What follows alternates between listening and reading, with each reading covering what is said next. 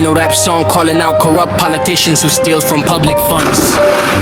The lyrics criticize poke harder to government projects like flood control and roads that always fail during storms. The rapper's voices sound powerful, streetwise and emotional. Blame the anti-citizen. Background bitch it mix deep bass, division of classics and random track snare side icon solo point of breaking during the borders for a muscle uprising feel.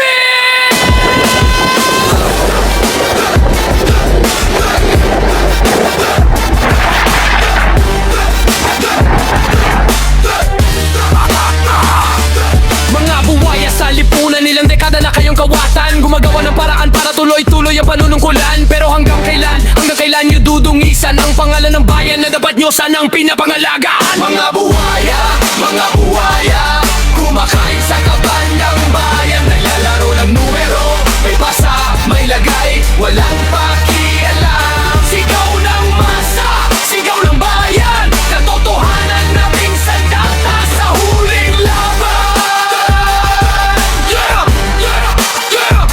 Sa huling laban.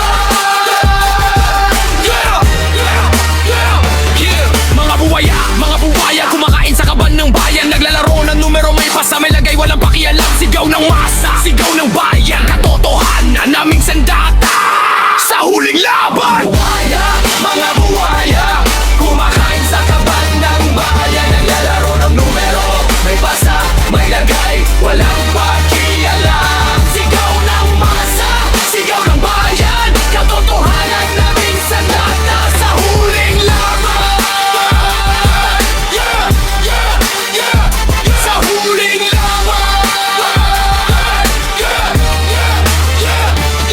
Habang kami lumulusong sa baha ng pangako, kayo nasa opisina naka-aircon parang santo. Flood plan nyo, plano lang, puro logo't retrato. Pag ulan bumaha, laging act of God, palusot nyo. Kontratista kakilala, pirma lang ang laban. Walang bidding, puro bigayan sa likod ng daan.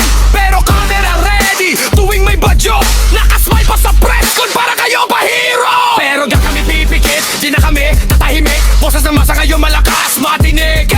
Di bala ang dala, kundi salita. Katotohanan yan ang bala ng katarungan, bata.